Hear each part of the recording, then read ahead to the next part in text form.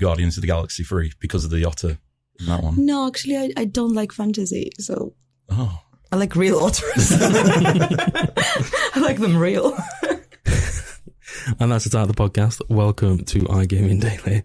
As you can hear, we've got Masha in the studio. Well, in the Malta studio, because we're live in Malta now, in the new SBC office. Masha, thank you for having us in Malta. And thank you for having me on the podcast. No, I had to. As soon as I was coming to Malta, I said, Masha's coming on straight away. But even if you have nothing to talk about, we're getting you on it. I threatened him. She did. She did. On today's podcast, we're going to be talking about a story that broke on CasinoBeats that Conor, you covered. And it's Hard Rock International ferociously denying claims that they're interested in the Star Group in Australia. And then in the second half, we're going to be talking to Masha. And because there's a reason we're in Malta, we're at CasinoBeats Summit, which starts tomorrow. The pre-reg is tonight. But I thought it'd be a good idea to speak to Masha a bit about the marketing side of things, because of your job and that what it entails. And we haven't really discovered that side of a conference or an event on iGaming Daily before. We've done the expo floor kind of conversations, which they're interesting, but the build up and the hype is what gets people through the door. So it'd be good to kind of hear your points and kind of your step-by-step kind of guide to each event, which I think is pretty cool. Happy to share. Perfect. So before we do get started, the podcast is supported by Optimove, the number one CRM marketing solution for the iGaming market. Optimove also are offering still the first free month for any new customers. So to sign up, visit www.optimove.com/SBC, and I'll leave all the links in the description below. But before we start, Conor, who are the number one CRM marketing solution for the iGaming market? I believe that's Optimove. James. It is. Good. I was making sure you were listening, that's all. Cool. Right, Conor, kick us off. Give us an update of what's been happening down under in Australia. So yes, a very interesting situation happening with the Star Entertainment Group. They recently released a statement telling their investors that they have received interest from several external parties about potential transactions, which have been unsolicited, preliminary, and non-binding so far. They later added that, further down in that same release, they added that none of the approaches had resulted in substantive discussions, but it remains focused on the remediation activities in New South Wales and Queensland, and participating in the Bell 2 inquiry, which is all the situation happening with the Australian casino operator at the moment. But from that initial release, there was a report published by the Australian Financial Review that later stated that the potential party in question was Hard Rock International, the US operator, and they were considering purchasing the Australian operator and renaming it Hard Rock. And then it's kind of unfolded from there to where there's been a lot of rumor and speculation now that it is going to be Hard Rock that could potentially be taken over the Star Entertainment. And since that happened, the Australian Securities Exchange, which is where the Star is listed, requested for the Australian operator to explain the nature of the discussions further to add further clarity, in which they released an additional statement on top of that, saying that they hadn't received a proposal directly from Hard Rock Hotels and Casinos, but it had received inbound interest from a number of other external parties regarding potential transactions, including a consortium of investors, which includes the entity Hard Rock Hotels Resorts Pacific, in brackets, which the Star understands is a local partner of Hard Rock. So it kind of makes it a little bit confusing. And as a result of that, this whole story has kind of developed really over the past, since about the 20th of May in Australia time. So I would say 24 hours, but obviously Australia is on the other side of the world. So it's a bit more longer than that. I won't go further into the geographies than that. But yeah, that's the initial bit, and then how things have unfolded from there as well. Yeah. I mean, I remember when I was on CasinoBeats, me and Craig, we covered Star International Group quite a lot. And I think it's easy to say, I think it's appropriate to say that nothing with them is straightforward. And just that explanation alone, it's a web of confusion that just needs to be unraveled a little bit more. And, you know, he said Hard Rock came out with a statement and they've strongly denied this. And I think there was a line, if I can just get it up now, our brand is built on a legacy of integrity, excellence, and a commitment to our guests, partners, and team members worldwide. I thought that was personally, I think it was a kind of a direct statement to Star, because they've been going through a lot of legal and morality issues within that company in Australia. But can you just give us a bit of more of an insight into what Hard Rock said in their statement? Yeah, so the purchase speculation has basically led to a lot of confusion, and Hard Rock has come out with a very firm statement to clarify that they aren't involved at the moment, or they're not involved in the proposed purchase of Star. And they've also added that they're investigating the situation and would be seeking legal action if necessary. So the Hard Rock statement reads, Hard Rock International would like to address recent reports regarding a proposed purchase of the Star Entertainment Group Limited in Australia. We want to make clear that Hard Rock International is not involved, nor has it authorized any discussions, activities, or negotiations on its behalf in connection with proposed bid for Star. Hard Rock International has similarly not authorized the use of the Hard Rock brand in connection with any proposed bid for Star by any third party. Our brand is built on a legacy of integrity, excellence, and commitment to our guests, partners, and team members worldwide. Any misuse of the Hard Rock name is in unauthorized business dealings is taken seriously. We are currently investigating this matter and will pursue all necessary legal actions to protect our brand and reputation. We urge stakeholders and the public to rely on official communications from Hard Rock International for accurate information regarding our business activities and partnerships. So very firm stance there from them on these rumours and reports about them being involved in the Star Entertainment purchase. Yeah, it is quite a strong kind of statement that they brought out, and I think it has to be, because when rumours start circulating around this, like there's so many things to consider. Like you said, the stakeholders, or even like, you know, the FTSE kind of position, like the stock shares and everything like that, they might plummet depending on, you know, people's perceptions of the Star Entertainment Group. So it has to be strong. I can kind of semi-see where the confusion's come from, but like I said earlier, Star's just that confusing company. Perfect. So, Conor, we're just going to wrap this up in terms of what Star responded to Hard Rock's statement, because this is kind of where we're at now, and then developments will come further down the line. But what did Star say? Let's kind of make it less confusing, because I'm looking at the statement and I'm like, there's a lot of words. Yeah, there is a lot of words. There is a lot of words. So I think it's best just to give them the statement that Star gave, that published out, just to add that clarity to their investors, and hopefully it just kind of clears things up for a lot of our listeners today. So the Star released a follow-up statement following the Hard Rock statement, and they said the Star Entertainment Group Limited refers to the announcements released yesterday following various media articles regarding potential corporate activity involving the Star. As noted yesterday, the Star has not received any proposal directly from Hard Rock International.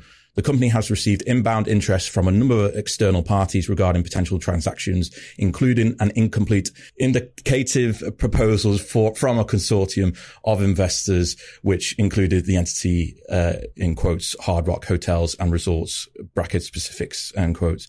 The Star confirms that it has not engaged in substantive discussions with the consortium in respect of its proposal. The company today notes the statement issued by Hard Rock International, which clarifies that Hard Rock International is not involved, nor has it authorized any discussions, activities, or negotiations on its behalf in connection with a proposal for the Star. The Star will keep shareholders informed in accordance with its continuous disclosure obligations. So that's where we're at the moment of May 21st, around about 1 o'clock here in Malta time.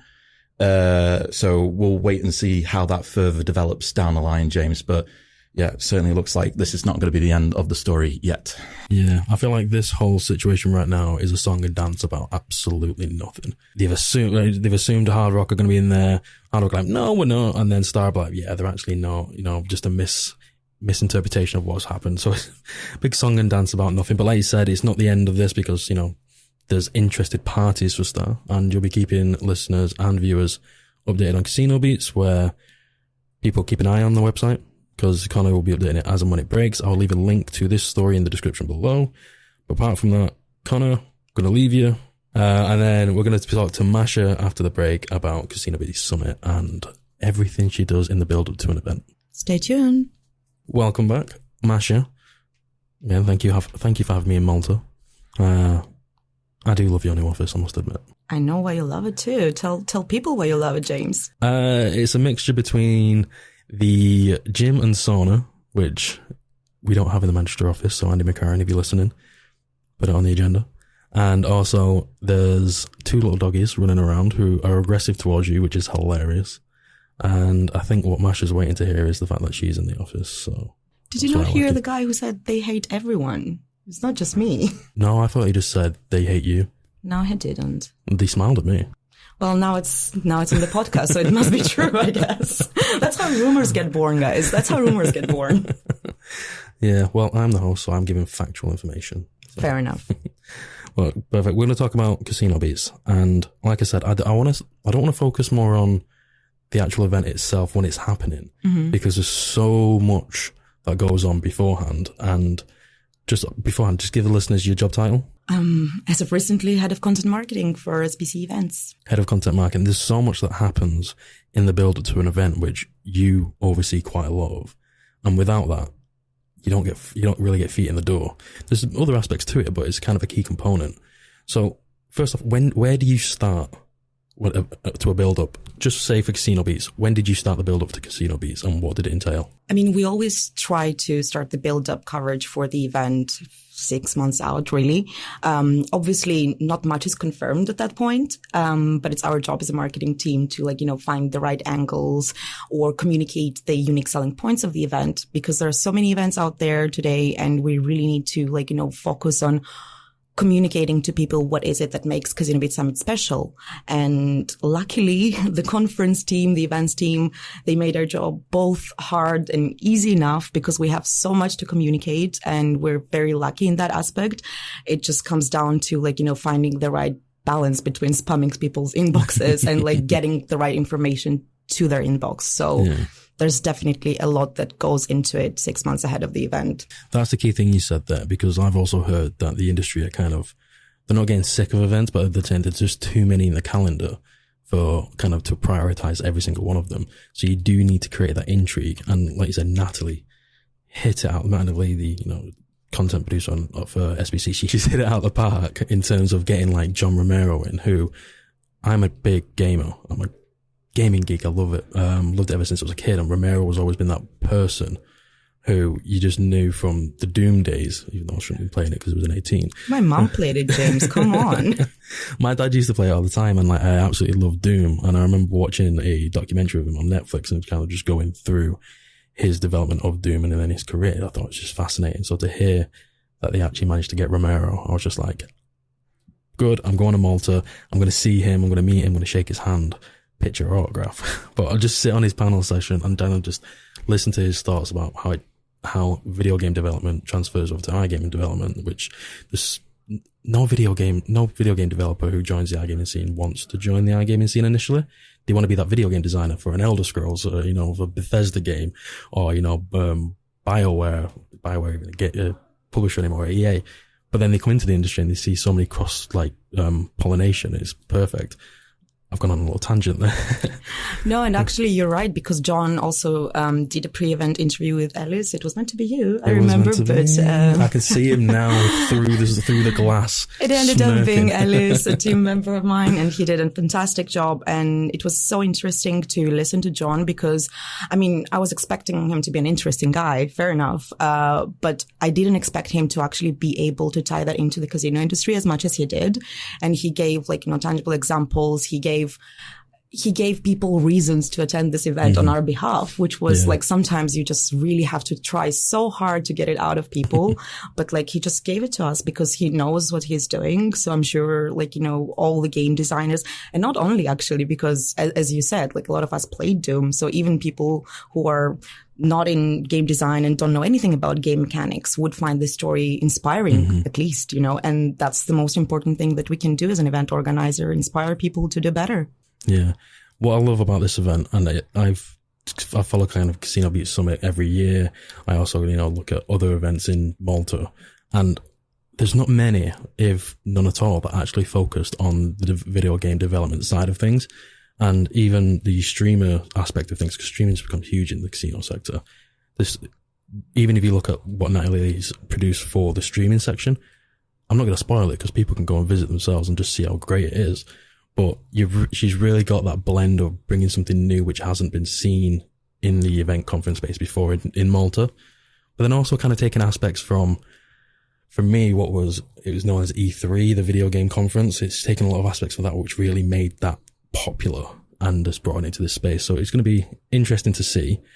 You're going to be on panel sessions as well. You're going to be moderating 2 sessions. What are they? 1 session. Thank you, One James. session, sorry. It's going to be on monetizing. Did I say that this podcast is about factual accuracy? Yes, and you said you're right, so I guess I'm moderating 2 panels. One that I don't know of, but I didn't know about this podcast too, James. So there I go. I'm moderating a panel indeed. It's on the affiliate track, and it's about monetizing traffic beyond traditional methods, models. By traditional, we mean things that were being done for the past 10, 20 years, which is like SEO, PPC, etc. But obviously now there's so many more ways of acquiring users. And that's what we're going to discuss with my co-panelists. Perfect. And what day is that on? That's on Thursday, 10 a.m. in the morning, which is a bit brutal for both us and everyone else attending. But I really do hope to see some faces in the audience. There will be coffee and water and refreshments and food to get you all through it. But I got to wake up coffee Thursday. And industry experts. Talking about interesting things, James. See, that's why Masha is the marketing genius. But I did want to say, because you highlighted, the nice job that Natalie did for this event, and it's very true. And one thing that I wanted to mention that I don't necessarily see at other industry events, and even, our own events, this event is doing a great job in bringing in the people who don't normally attend, events like that. We typically get, affiliates, affiliate managers, people on the strategic side of things, like, decision makers, etc. But we don't get the people who actually produce games, the people who code, the people who sit behind the desk and write the soundtrack for a game. So it's very nice to be able to provide them with a platform to also learn and socialize and network among each other, because they are an important part of our industry. And that's also highlighted in the Game Developer Awards on Thursday evening, because apart from the best game studios, according to our jury, we're also celebrating the best people in gaming, the best sound designers, the best product owners, casino managers. We're celebrating the people, which is very, very important. And I love this about CasinoBeats Summit. Same. I will be there at the awards. And Masha, you'll be there? Yes, I will be there covering things on Instagram. Perfect. Yeah, we'll be there. We'll also be at the event tomorrow and on Thursday. I'm getting ahead of the days there. Tomorrow and Thursday. So if you recognize my voice or think you recognize me from my caricature on YouTube, come and say hello. I'm happy to have a discussion with everyone. But I'm looking forward to this week. But finally, Masha, thank you for joining us. Because we are running out of time. Conor, thank you for joining us. Thank you for having me, James. It's a pleasure. And for our listeners out there, stay tuned, because tomorrow we will be live from the conference room floor, as we always are at our events, talking the latest news and also what we're going to be doing at the event. So stay tuned.